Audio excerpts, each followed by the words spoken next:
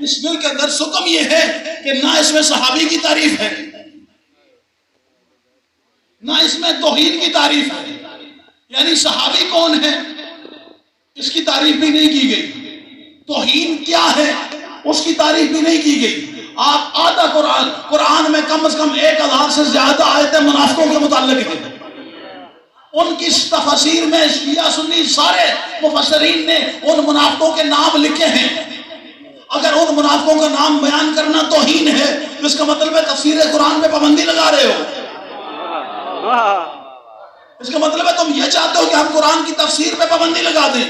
یہ تمہاری خام خیالی ہے، یہ کبھی نہیں ہونے دیں گے، اس لیے کہ تمام مفسرین نے جو محنتیں کی ہیں اس لیے نہیں کی کہ کوئی آ کر یزید اس کے اوپر پابندی لگا لے۔ لیکن مجھے نہیں پتا، ایک اہل سنت عالم ہے مفتی فضل ہمدرد، اس نے ایک جملہ کہا، اس جملے کے اندر کتنی صداقت ہے یہ دشمن جانتا ہے یا وہ جانتا ہے۔ اس نے کہا اس لیے ایسے بل بنانے کی ضرورت پڑی کہ ان کو پتا ہے آنے والے صدی آل محمد کی صدی ہے،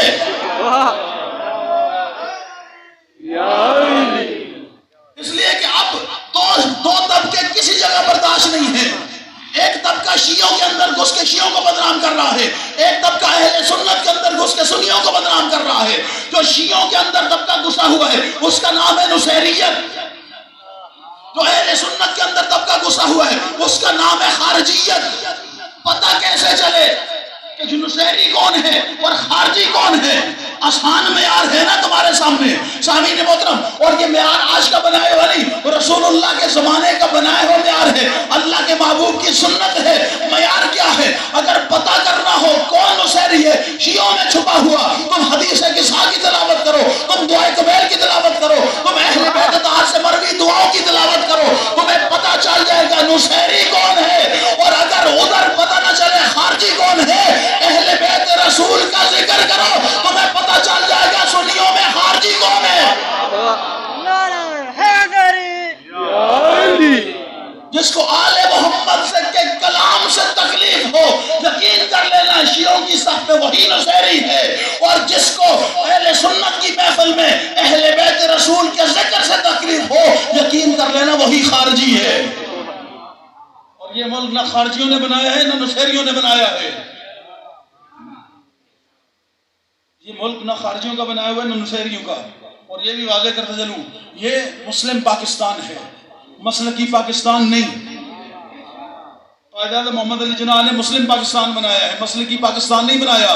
اور جب تک قائد اعظم کا مانوی ایک بھی فرزند ہے اس ملک کے اندر وہ ایسے مسلکی پاکستان نہیں بننے دے گا۔ اور ہر وہ سازش جو اس ملک کے خلاف ہو، اور کوئی دیوار بنے یا نہ بنے، آل محمد کے پیروکار اس سازش کا راستے میں دیوار بنے گے انشاءاللہ۔ تیار ہو اس بات کے لیے نا؟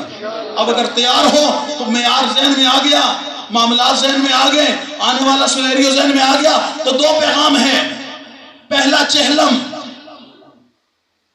امام حسین، یہ عام چہلم نہیں ہے، یہ خاص چہلم ہے۔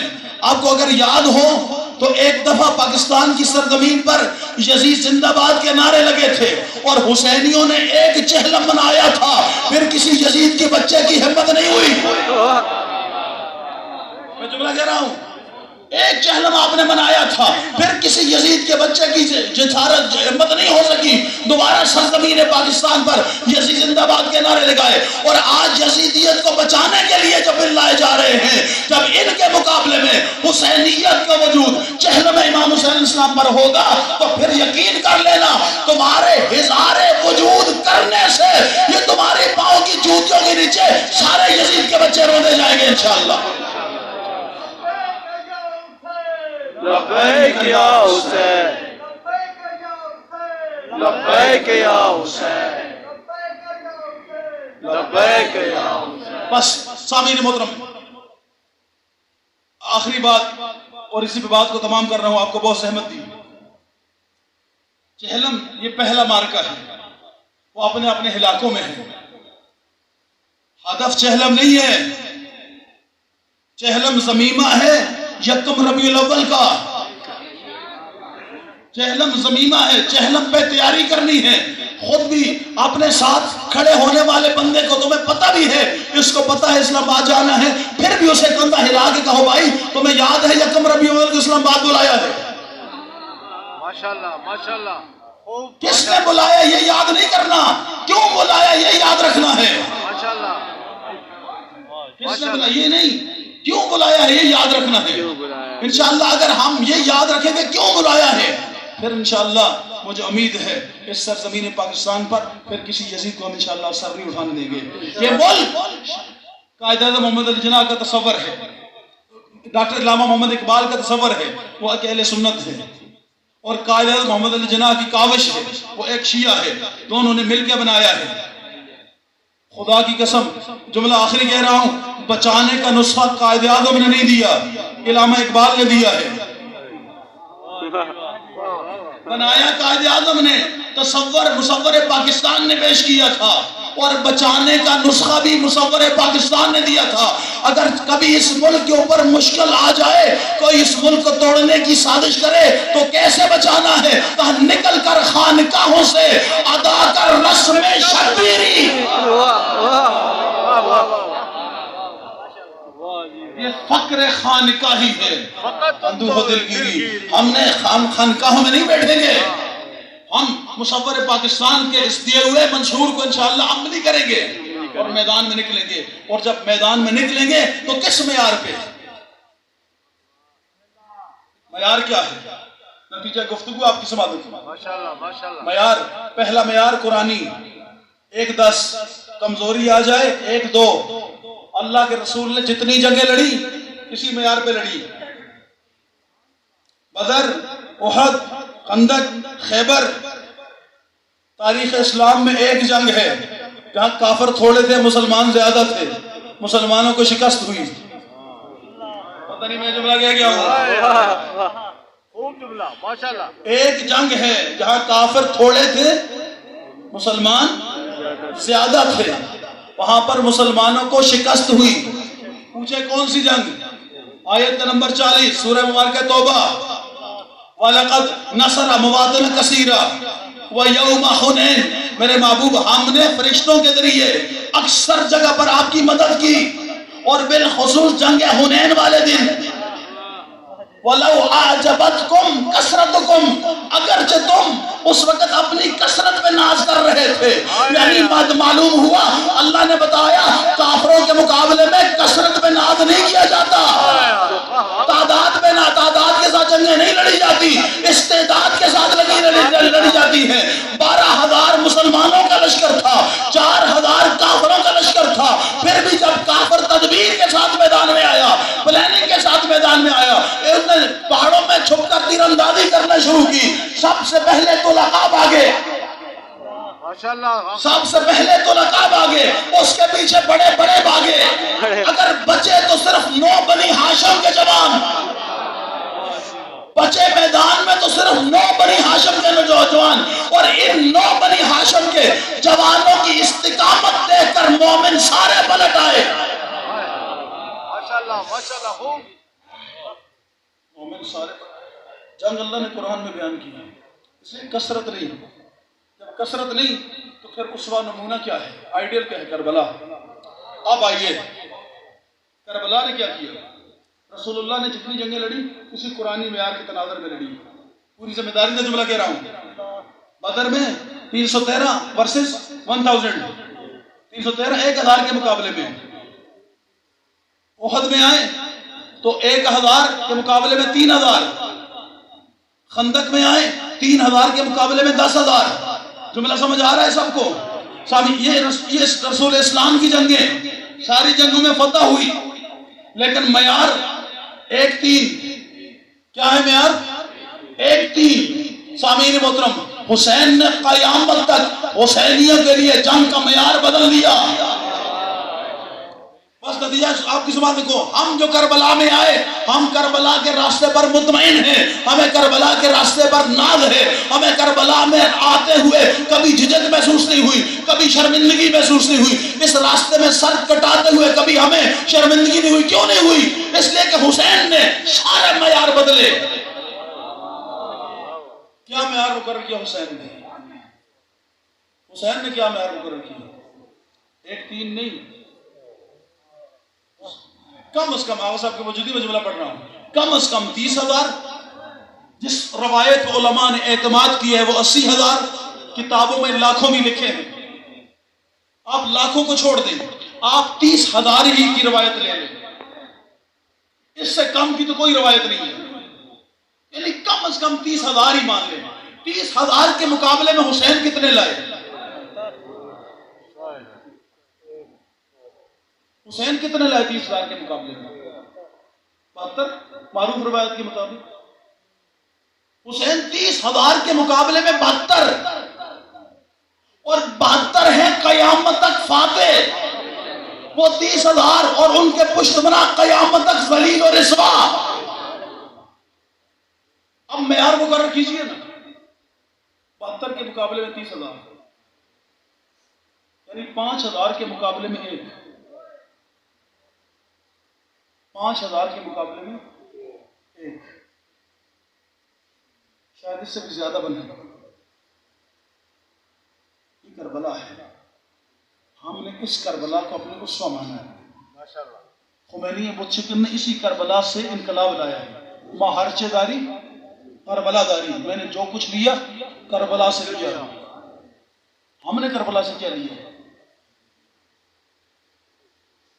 فقط انٹرٹینمنٹ، لنگر، 2 آنسو، یہ کربلا سے لیا ہے۔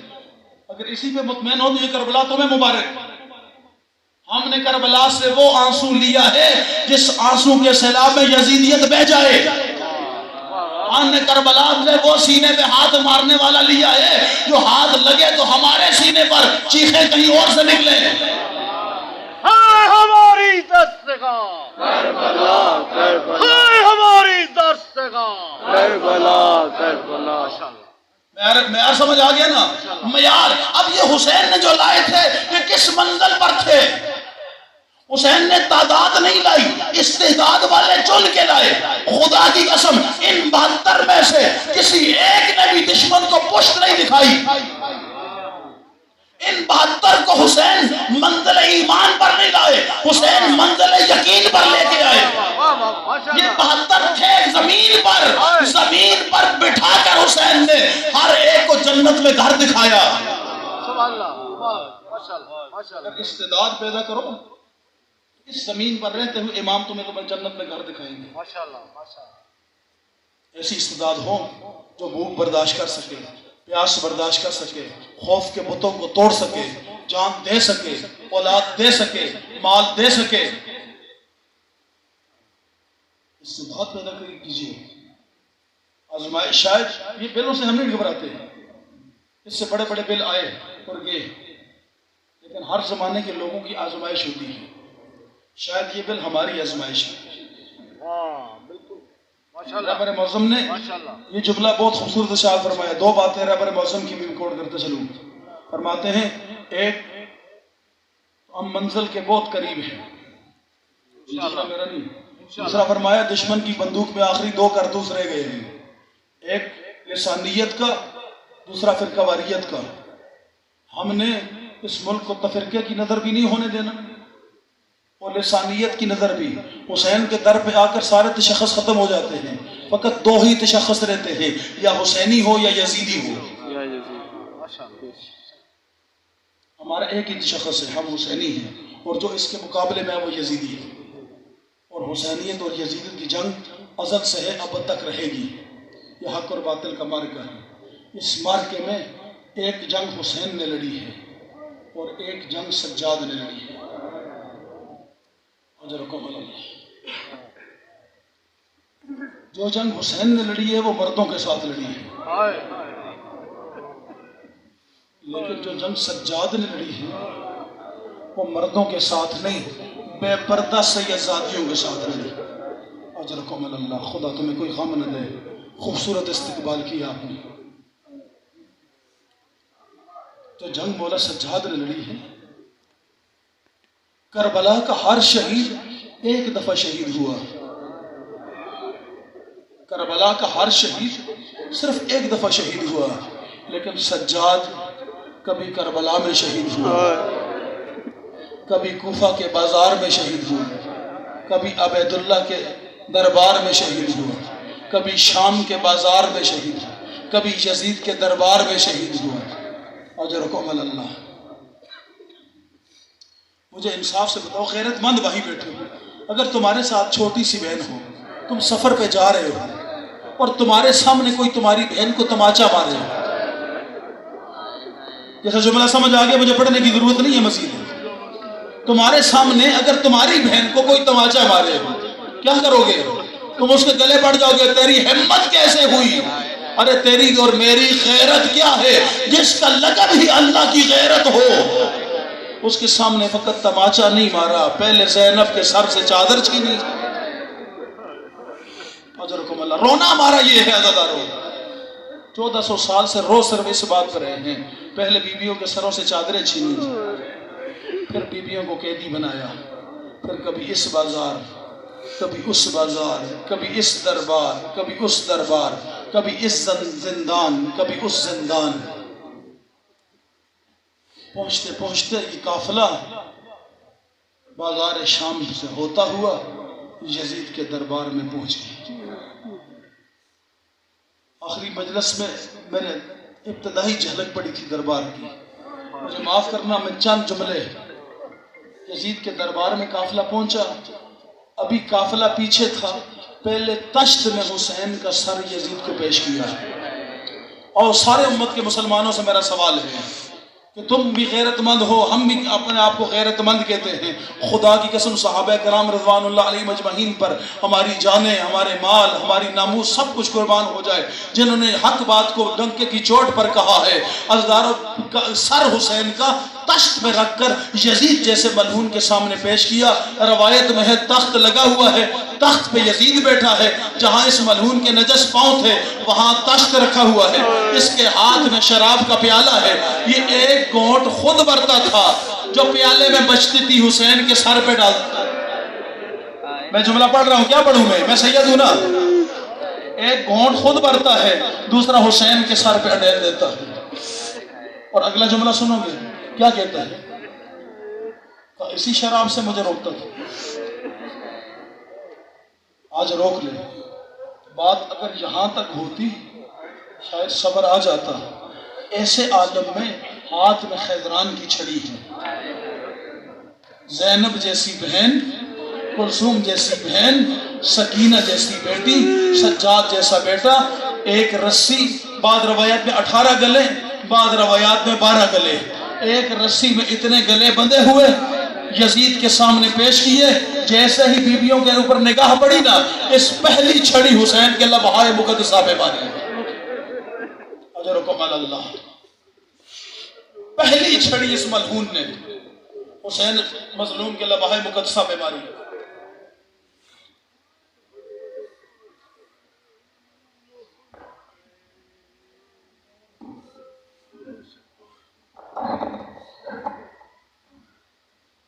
بس چھڑی کا لگنا تھا، دربار میں ایک دوسرے کے منہ دیکھنا شروع ہوئے لوگ۔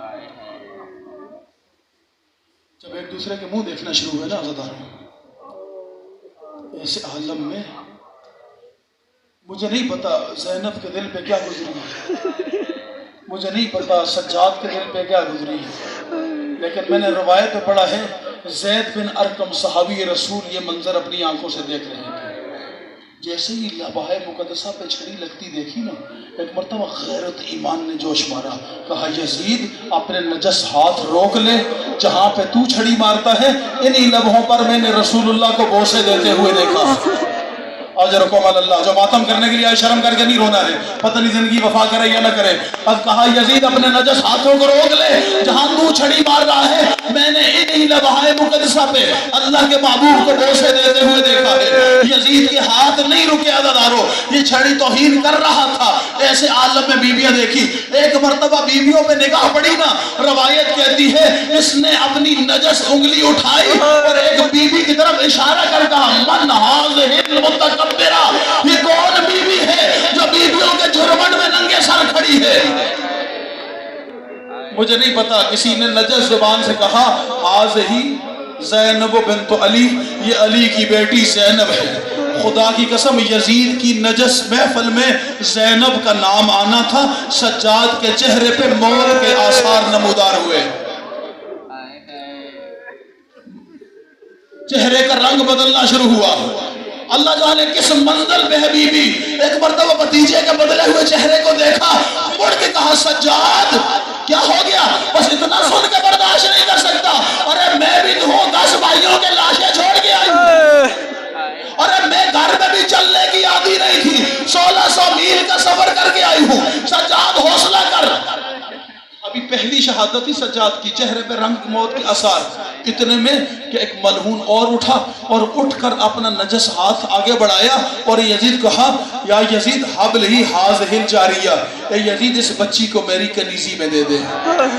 مجھے لوگ پوچھتے ہو نا کیوں روتے ہو تم، کربلا والوں میں کیوں روتے ہو؟ یہ ملعون کہتا ہے اے یزید اس بچی کو میری کنیزی میں دے دے، بس اتنا جملہ کہنا تھا۔ ایک مرتبہ 4 سال کی بچی تڑپی، رو کے کہتی ہے بھیا سجاد کیا آج ہم پر یہ بھی وقت آئے گا لوگ سید زادیوں کو کنیزی میں مانگے؟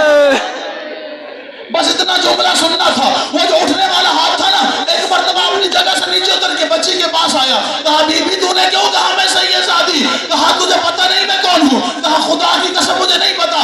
کہا میں حسین کی بیٹی سکینہ۔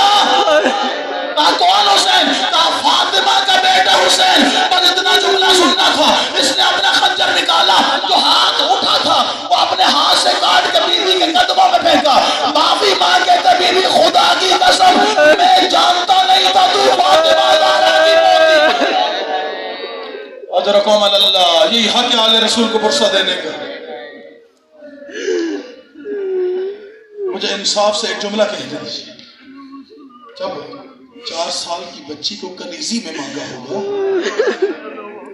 جس غیر کو پتہ چلا نا یہ فاطمہ زہرا کی پوتی ہے، اس نے تو اپنا ہاتھ کاٹ دیا۔ مسلمانوں انصاف سے بتاؤ سجاد کی کیا حالت ہوگی اس وقت؟ میں کیا پڑھوں، میں سید ہوں نا۔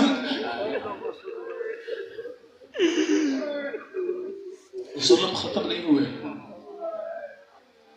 دربار کا بدلتا ہوا رنگ دیکھا، اس ملعون نے آواز دی جلاد سجاد کو قتل کر دے۔ جلاد تلوار لے کر آگے بڑھا، جناب ثانی زہرا ڈھال بن کے امامت کی کھڑی ہو گئی۔ کہا خدا کی قسم سجاد سے پہلے تجھے مجھے قتل کرنا پڑے گا۔ اس ملعون نے حکم دیا بی بی کو بھی قتل کر دے۔ کیا بی بی کو قتل کرنے کا نام آیا نا، اب غلاموں اور کنیزوں کی باری آتی ہے نا عزادارو۔ ایک مرتبہ کنیز فضہ آگے بڑھی، کہا یزید خبردار، جب تک کنیز زندہ ہے تو میری آقا زادی پہ تلوار نہیں اٹھا سکتا۔ کہا کنیز کو بھی قتل کر دے۔ کنیز نے ایک مرتبہ چاروں طرف دربار میں دیکھا، 400 حبشی غلام دربار میں کھڑے تھے۔ اس نے ان حبشی غلاموں کو پکار کر اتنا جملہ کہا، اے حبشیوں تمہاری غیرت کہاں مر گئی؟ میں تمہارے حبش کی ملکہ ہوں اور یزید مجھے قتل کا حکم دے رہا ہے۔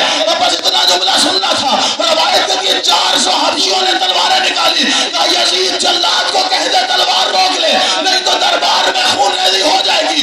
یزید گھبرا گیا عزادارو، لیکن ایک مرتبہ زینب نے اپنا رخ مدینہ کی طرف کیا، رو کے فرماتی ہے نانا کنیز کے بلانے میں اتنے آگے اور تیری بیٹیاں بلانے۔ اجرکم اللہ، اجرکم اللہ، یہ حق آل رسول کو پرسہ دینے کا۔ عزادارو اسی عالم میں 1 سال گزرا، ایک جملہ بس آپ کی زحمت تمام کرتا ہوں، 1 سال کی قید تھی۔ اب میں جو جملہ پڑھنے لگا مجھے معاف کیجئے گا۔ دربار کا ماحول بدلا، اس نے کہا قیدیوں کو زندان میں لے جاؤ۔ زندان کے متعلق جو روایات میں لکھا ہوا ہے وہ مکان نہیں تھا، اسے خرابہ کہتے ہیں۔ خرابہ کس کو کہا جاتا ہے؟ جس کی دیواریں گری ہوئی ہوں، جس کے اوپر چھت نہ ہو، نہ گرمی سے بچنے کا سامان، نہ سردی سے بچاؤ کے لیے کوئی چیز۔ دیواریں اتنی ٹوٹی ہوئی کہ اگر کوئی چھوٹا بچہ ہو تو وہاں پہ چلتے ہوئے اشراط الارض کو دیکھ کے مر جائے۔ ایسے زندان میں منتقل کیا کہ ملعون ہر روز دربار میں محفل سجاتا۔ اب اگلا سوال مجھ سے پوچھیں حسین کا سر کہاں تھا؟ حسین کے سر کو، میرا آخری جملہ ہے صاحب کا، زلفوں میں رسی ڈالی، حسین کی زلفوں میں رسی ڈالی، ڈال کر دارالامارہ کے دروازے پہ لٹکا دیا۔ ہر روز قیدی دربار میں آتے تو لٹکتا ہوا حسین کا سر دیکھتے ہیں، جب دربار سے نکلتے ہیں تو لٹکتا ہوا حسین کا سر دیکھتے ہیں۔ عزاداروں مجھے معاف کرنا، یہ منظر ایک دو دن نہیں، یہ جتنا عرصہ قیدی رہے یہ ملعون روزانہ دربار میں محفل سجاتا تھا۔ ایک دن اس کے گھر والوں کو بھی نہیں پتا تھا کون ہے۔ ایک دن اس کی بیوی نے اس سے کہا کہ جو قیدی آئے ہیں میں بھی انہیں دیکھنا چاہتی ہوں۔ ہند نے کرسی منگوائی، کنیزیں ساتھ لی، زندان میں چلی گئی، زندان میں کرسی لگائی، سارے قیدیوں کو مٹی پہ بٹھا دیا۔ یزید کی بیوی ہند، سارے قیدی مٹی پہ بیٹھ گئے، یہ کنیزوں کے جرمٹ میں کرسی پہ بیٹھی ہے۔ اس نے سارے قیدیوں کے چہروں کو بڑے غور سے دیکھا، دیکھ کر کہا بڑے شریف گھر کے قیدی لگتے ہو، بتاؤ تمہارا وطن کون ہے؟ ایک بیوی نے بالوں سے چہرہ چھپایا ہوا تھا، اس نے کہا ہم مدینۃ الرسول کے قیدی ہیں۔ روایت کہتی ہے جیسے ہی مدینۃ الرسول کا نام آیا نا، یزید کی بیوی ہند سے کرسی چھوٹی خاک پہ بیٹھ گئی۔ بی بی نے پوچھا ہند کیوں کرسی چھوڑ دی ہے؟ کہا تو نے جس شہر کا نام لیا نا بڑی عظمت والا شہر ہے۔ کہا مدینے میں کس جگہ کی رہنے والی ہو؟ کہا بنی ہاشم کی۔ بس اتنا جملہ کہنا تھا، بنی ہاشم کی۔ کہا پھر تو میری آقا زادی زینب کو جانتی ہو، جسے ابھی تک رونا نہیں آیا، تیری اپنی قسمت ہے۔ آخری جملہ میرا مصاحب کا، کہا پھر تو میری آقا زادی کو جانتی ہوگی اگر تو محلہ بنی ہاشم کے رہنے والی ہے۔ ہزاروں بس اتنا جملہ کہنا تھا۔ ایک مرتبہ بی بی نے اپنے چہرے سے بال ہٹائے، کہا اگر ہند اسی زندان میں تجھے زینب مل جائے کیا کرے گی؟ کہا بی بی اپنا منہ سنبھال کے بات کر، کجا زندان کجا زینب، ارے زینب کے تو 18 بھائی ہے۔ بس اتنا جملہ کہنا تھا۔ بی بی نے کہا پہچان ہے تو میں ہی وہ زینب ہوں، نہ تو زینب ہے بتا تیرا عباس کہاں، وہ تیرا اکبر کہاں، وہ تیرا بھائی حسین کہاں، وہ جو زندان کے دروازے پہ لٹکا ہوا سر ہے وہ میرے بھائی حسین۔ لعنت اللہ علی قوم الظالمین۔